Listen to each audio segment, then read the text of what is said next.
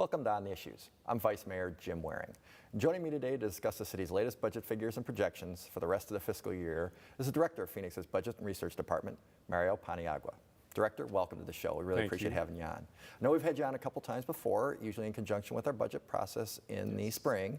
But I thought this time, there's been a lot of talk recently in the paper and certainly Wall Street the last couple days as we tape this have seen, I think, the biggest high of the year and the biggest low on the year in the markets. Yes. We've seen a big article about the state budget situation, which you and I have discussed several times, and Ed Zerker discussed on the show a couple months ago because I had seen the numbers and been concerned.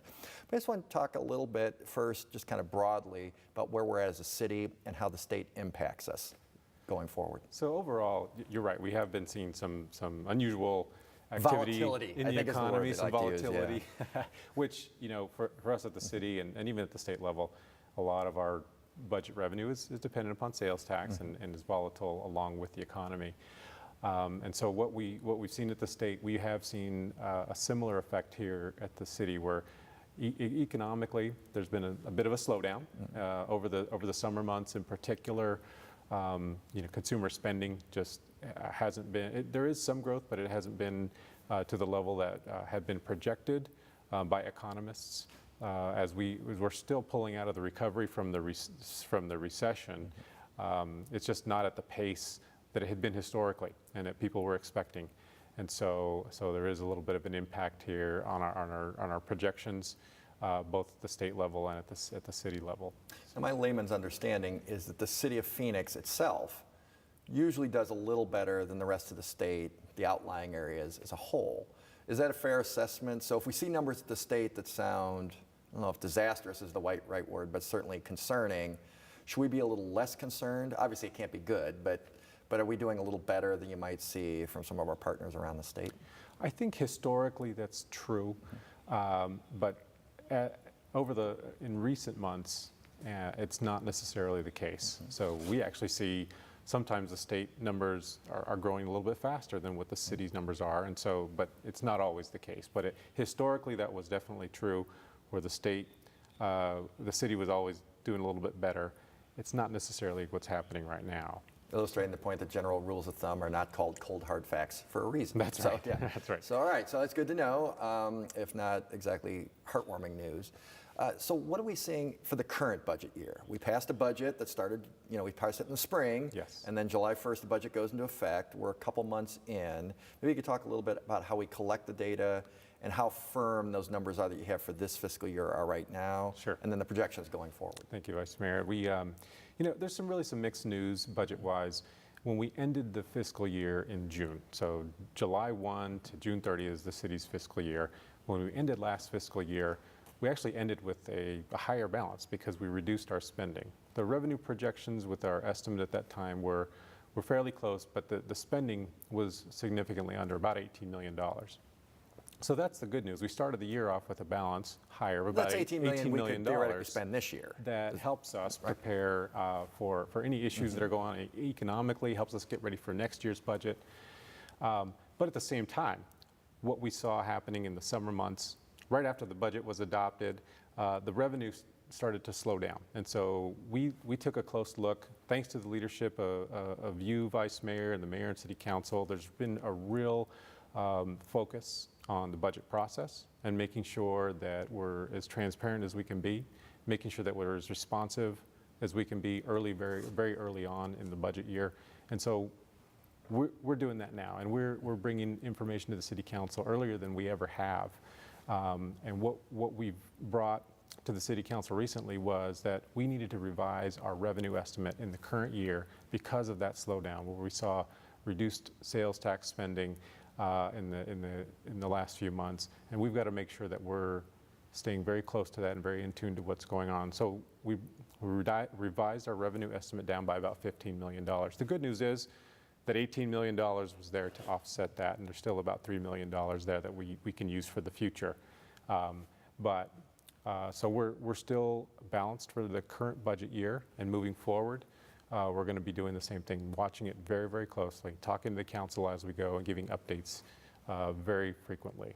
Well, for those who didn't see the council meeting of a few weeks ago, we're having more updates coming out of last year. As sort of an idea that that at least I helped steal from the state, because we used to get more regular face-to-face updates, just numbers on paper. And I thought that was productive. We had a real good back and forth about kind of what this year looks like, some of the things that you just mentioned, and now you've had another maybe 3 weeks to a month, I forget exactly when that meeting was, to digest more numbers. Yes. But it sounded like there are no service cuts planned, because at the moment we're still in balance. Correct. Another softening from where we're at now could be a problem, but we're still a ways away from that. Is that a fair way to discuss it with our viewers? Yeah, I think so. I think that's a fair assessment. Now, one of the things that we're also doing is looking at the current year spending and seeing where we can bring it down any further. Mm-hmm. So that's an analysis that's going on, as well as we also monitor those revenues. That would give us the ability to absorb any other maybe reductions that we would need to make for revenue. The thing that we can control, we can't control people's spending out in the economy, but we can control our spending in the city. And so that's where we've got to look to make sure that we're being responsive to what's going on with the revenue. Well, last year when we saw this softening, or we saw where things were at, it tightened the belts, like you said, spent $18 million less than had been projected. It is a budget of about $1.2 billion. Right. So there is some wiggle room, and every downturn doesn't immediately lead to either tax increases or budget cuts. Right. We want to stay in structural balance. We've had issues with that in the past, certainly during the big downturn, which I think was understandable. Everybody was struggling during the big downturn, the state, the federal, the world. But I think going forward, people are concerned about what to see in fiscal year 2016, so the fiscal year that would start next July 1. And we have a process that leads us up to that point. Maybe if you first discuss the process, and then I have a few specific questions about how that might be impacted by current events. Sure. So as we're looking at the current year revenue, and as we're looking at the current year spending that we're dealing with, one of the things that we're doing right now is building those estimates for 2015-16. And so in the next few months, that's what we're going to be working heavily on with departments on the spending side, and really looking closely at all that's going on with our revenue in the economy. And then come January, we'll have a firmer estimate of what 2015-16 is looking like. And are we facing another deficit? Are we facing being balanced? And that's when we'll really have a good handle on that. And so once that happens, we will also be bringing forward to the City Council a new and updated 5-year forecast. That 5-year forecast is really important. It helped us last year because it helped us see that as we looked ahead to 2015-16, there was the potential for another deficit, even after we solved the one last year. So we were able to get ahead of that and get some, in our negotiations with employees on the pay contracts, there is a concession that's going to take effect in 15-16 because we saw in the 5-year forecast that there was an issue there. We're working on what the city manager, along with the city council, put together this process called CORE, which is it's really an evaluation of the organization to review at each department what changes, what can we make to streamline, to become more efficient and reduce costs. So that's another thing that's going on right now as we speak. We'll be bringing forward the results very soon to the City Council in October and November to talk about those things. So we will update that forecast early in 2015, and then bring forward in March trial budget. Once that trial budget is presented, that's really the city manager's first take on, here's a budget that the community can look at, that the council can look at, and we can start talking about where it goes from there. And then all throughout the month of April is when we do our budget hearings. Last year we did more than 20, and we'll seek to do that same amount of budget hearings all throughout the city again and get the feedback on that trial budget moving forward. Is it too early to ask this question, which is, what would you expect to see in that trial budget? Is it way too early, or do you think you can maybe guesstimate at what we might be looking at? Because of course people were really shocked last year, hence our stepped up level of scrutiny of the economy. I think people were very surprised at the cuts that were being discussed in the trial budget presented by the city manager. Do you expect the same sort of falderall this time, or you think we're more prepared now, and so that won't be necessary? I would say, it is very early. I understand that, so I'm not holding it. So we've got a lot more work to do and a lot more information before we can make a final presentation on that. However, we're doing all we can to avoid any talk about reducing services or having to do anything like that to balance a budget deficit.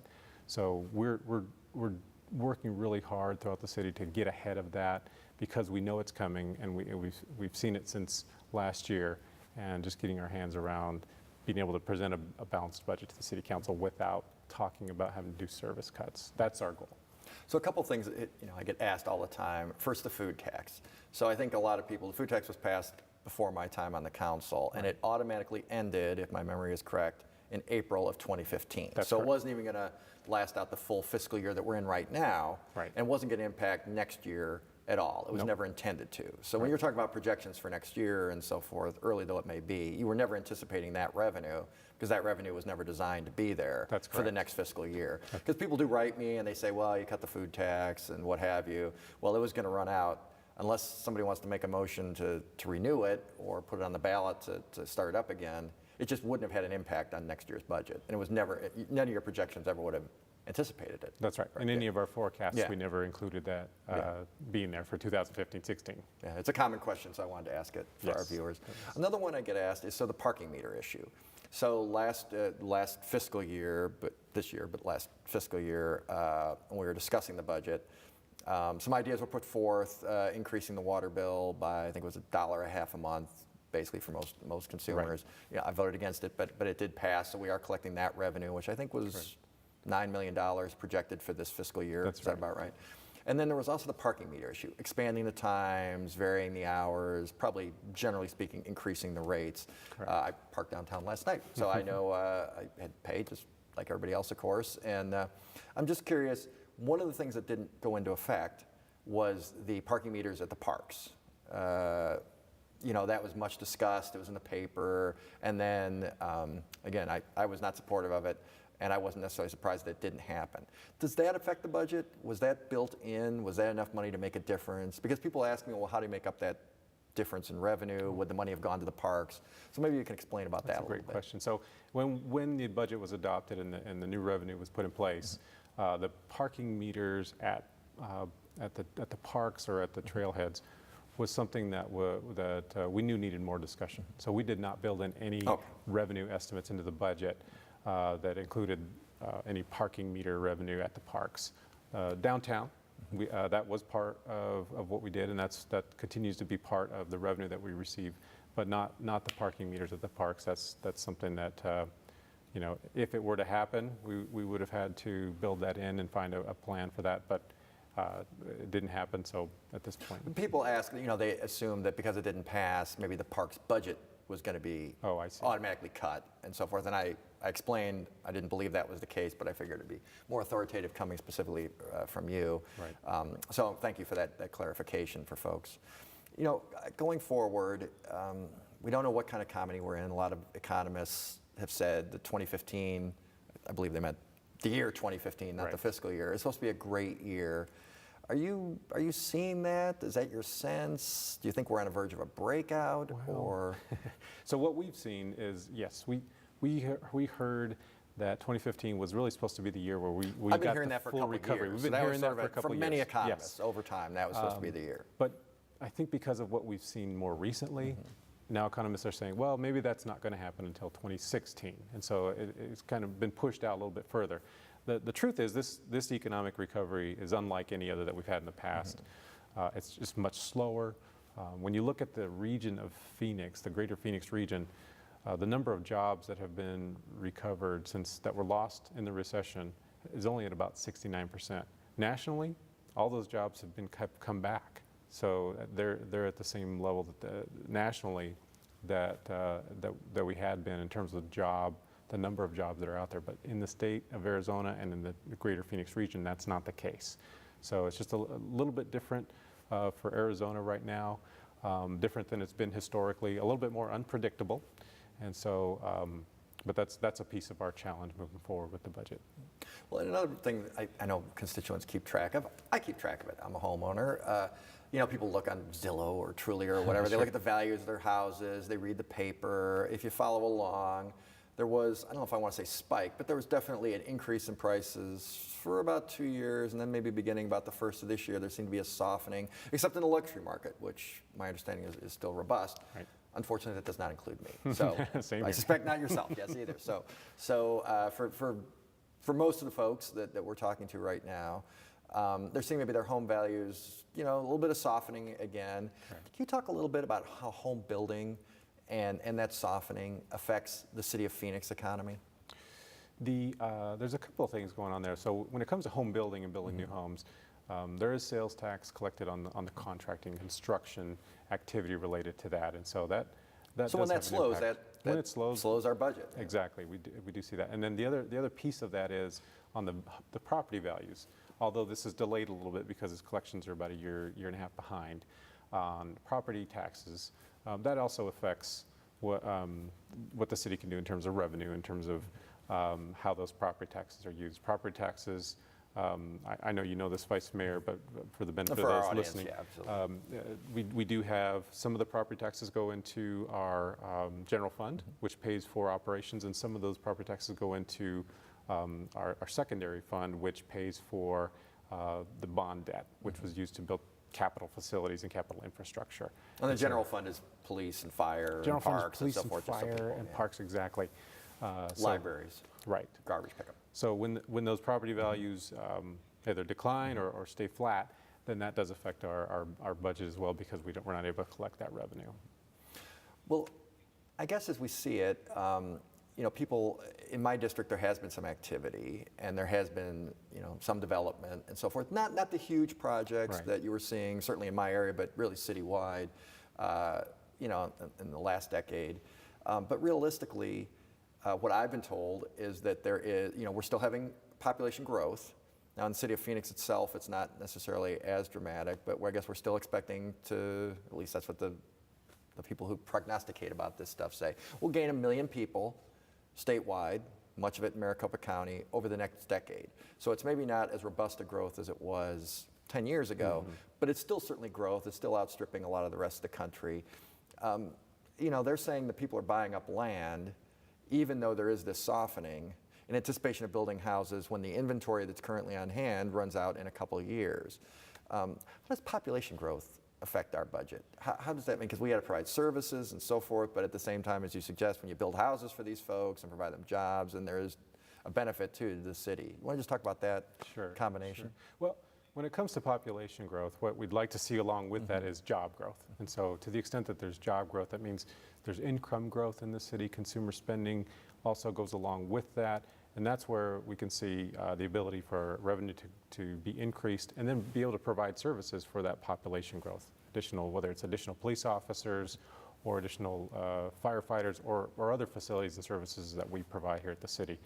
But it's really dependent upon, I think, that job growth happening along with the population growth. So to the extent that economic development is happening, that's where really we'll see the biggest gains and be able to provide those the services to go along with the population growth. Now, I'm glad you mentioned the police officers. That anticipates my next question. Sure. So recently it was announced we start hiring more police officers. We already started hiring, but more police officers based on the plan that was adopted, I forget, in 2009 or 2010. Again, it was before my time on the council. Yes. People are asking, well, if you just had a deficit, how are you affording this, and how does this work? Can we just walk through a little bit about how that process worked? Sure. Just real quick, a little bit of background. Back in 2010, there are 3 funds that are dedicated strictly to police officers and firefighters. And so those funds receive sales tax dollars that can only be spent on those positions. During the recession, it got to the point where the revenue in those funds wasn't enough to cover all of the cost of those positions. And so it's expensive to hire, train, equip police officers and firefighters. Absolutely. And so, but they do a great service for the city. And I think what was happening was there started to accrue in those specific funds some negative balances. And so at the time, a decision was made by the city council to adopt a plan to bring those funds into balance. It was a multi-year plan, and it relied on attrition happening. Rather than laying off any police officers or firefighters, the city council decided we're going to handle this through attrition, which meant it was going to take a little more time. And so we've been just slowly but surely Saving our pennies, if you will. saving our pennies and bringing those funds into balance. It's taken a long time, but it's also meant, when I say attrition, that means we haven't been able to hire the police Haven't been running officers the academies. and we just haven't been able to do that. So as we lose people to retirements or other reasons, we're not always able to fill those positions. We're finally at a point now where in this fiscal year, we're going to start that hiring. We're going to be hiring some more police officers at the end of this fiscal year and every quarter thereafter. So that'll take care of some of that attrition that's happening, as well as bringing in some new police officers to the city. We're talking about a several-year plan. It is. And so it's going to take a little bit of time, but it'll pretty much put a break on the attrition and start adding again. That's right. Which is good because, again, even though our crime rates are way down, we still want more police officers on the streets. Some of us on the council have really said that should be our focus rather than, frankly, some of the other things we do. So we're going to be hiring more officers, which will help offset the population gains if they come as anticipated, which is good. You know, if people are moving here, that means we're an attractive market and there are jobs. Usually that's one of the reasons people are coming. But they also got to be able to sell their house in Illinois or Michigan or wherever it is they're coming from. And so we're always sort of a slave to the national economy and the world economy, which brings me back to my original question about how people are seeing things, they're nervous. But it sounds like overall the city of Phoenix is in fairly stable shape and not nearly as volatile as what you're seeing in the paper on a day-to-day basis about the stock market and what's going on worldwide. Is that a fair statement? Yes, absolutely. Yeah. We're not seeing that kind of volatility. I get concerned too when I see it, so I like to ask these questions for myself as well as the audience. Right. So. Yeah. But you think going forward, we've got the 5-year plan. You know, sometimes I've frankly taken issues with some of the projections. I like to be more cautious. One thing I hope we do in the future is sort of look at what the cities around us are doing. I thought we got a little bit ahead of the curve last year in our revenue projections compared to other cities. Do we take into account what's going on region-wide, not just in Phoenix? Yeah, it's something that we are going to be looking a little bit closer at. We certainly take into account what's going on region-wide. When we look at the economic projections that we get from economists, a lot of those are basically regional projections. If a plant opens in Mesa, some of those people are going to live in Phoenix, or if a plant opens here, some of those people are going to live. So we are really all intertwined. Exactly. Yeah. So and certainly the airport here in Phoenix, but not only does it have a lot of employees, but it has a lot of folks traveling through it who are spending money in Phoenix. Huge economic engine. Is the airport the biggest in the state? Is that the biggest? Biggest airport? No, not biggest airport, obviously biggest airport, but I mean, is that the biggest economic generator? I think I've seen statistics that says it basically is. I believe that's true. I don't have exact numbers, but I believe you're right. Spot, no, it's okay. The answer. But they are enterprise funds, so they sort of run themselves, but we certainly oversee their operations, and obviously they are a major part and have been in the news here recently. I was against delaying the big project that people may have read about in the paper. I thought that was a little bit frustrating, but hopefully we'll get our stuff together and get Terminal 3 shaped up and advance our airport, because that's a huge economic driver for us and has an impact, again, on all the things that we're talking about, even though my district is 20 miles away from it. I mean, it's important to my constituents, yes, for sure. Just like it's important to people really all around this region. So, well, we appreciate very much you coming on and sharing your thoughts with us. We're looking for, I'm sure we'll have you on in the spring. We can't keep track of the economy enough. I feel like I've been remiss. I think we've had you on 3 or 4 times in my 3 years in the council. And I know you've been good enough to come out to my district and talk to constituents out there face to face. Always a pleasure. Yeah. I'm sorry we haven't had the robust attendance I would like to see, but we will work on that next year and try to make sure that as many people get some face time with you discussing this budget as much as possible. Hopefully we won't have to go through what we went through last year. I am confident with even more intensive planning and really paying attention to what's going on. I think we can avoid what happened last year and not have citizens, be worried about cuts that actually never wound up happening. Absolutely. So, well, we appreciate it very much. Thank you. Thank you so much. Oh, sure, absolutely. Pleased to have you on. And just to say, I'm wearing the purple tie today in honor of domestic violence. It's Domestic Violence Month. At City, we take this very seriously. Obviously, there have been a lot of unfortunate and really tragic stories in the news about domestic violence, and we want to make sure that the people are aware of this issue and that they're paying attention to it at all times. So thank you very much for watching this show, and if you have any questions or comments, please call my office at 602-262-7445 or visit my website at phoenix.gov/District 2. And we look forward to seeing you next time on The Issues.